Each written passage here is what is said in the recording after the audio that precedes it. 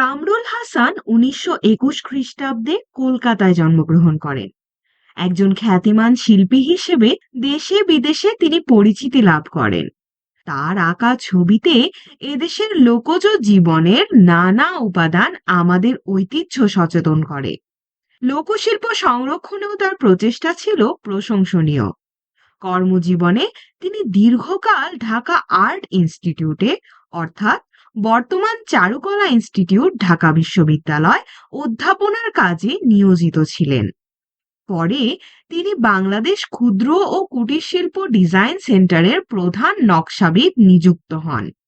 এ সময় তিনি বাংলাদেশের বিভিন্ন অঞ্চল থেকে লোকশিল্পের নানা উপকরণ সংগ্রহ করেন। ছবি আঁকার বিচিত্র কলাকৌশল এবং লোকশিল্পের নানা দিক সম্পর্কে তার লেখা পত্রপত্রিকায় প্রকাশিত হয়েছে।